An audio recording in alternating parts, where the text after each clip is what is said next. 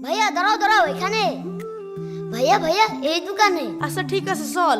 হ্যাঁ চলো। 20 টাকা ভাড়া মারলাম, এখন 40 টাকা খরচ হয়ে যাবে। তুই এই কি খাবি বল? কাস্টমার আইছে। ভাইয়া আমি ওয়েফার নেব। ভাই ওয়েফার আছে নাকি? হ্যাঁ ভাই আছে আছে, সেরা ওয়েফার। এই নেন। ভাইয়া একটা না, আমি এক প্যাকেট নেব। আচ্ছা ভাই 1 প্যাকেট দেন। এই নাও 1 প্যাকেট। ভাই 1 প্যাকেটের দাম কত? 100 টাকা দাম। 100 টাকা দাম? আমার কাছে তো 20 টাকা আছে। টাকাও নেই তাহলে চকলেটও নেই, যাও বাড়িতে টাকা নিয়ে আসো।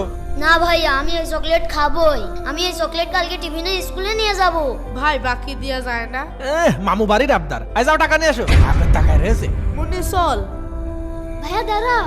হ্যাঁ ভাইয়া তুমি চকলেটটা নিয়ে যাও, আমি টাকা দিয়ে দিচ্ছি। কিন্তু ভাইয়া ওই চকলেটের দাম তুমি কেন দেবে? ওর মতো আমারও একটা বাড়িতে ছোট ভাই আছে, আমি দোকানে কাজ করে ওর পড়াশোনার খরচ চালাই। ও তো আমার ছোট ভাইয়ের মতোই। ভাইয়া যাও, তুমি এই চকলেট নিয়ে যাও। ঠিক আছে ভাই।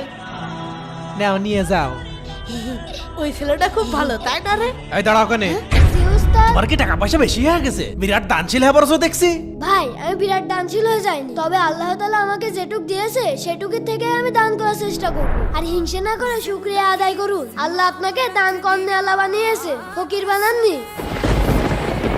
বন্ধুরা আমি কি ঠিক করেছি? কমেন্টে অবশ্যই জানাবে। আর এই ভিডিওতে 20,000 লাইক করে দিবে।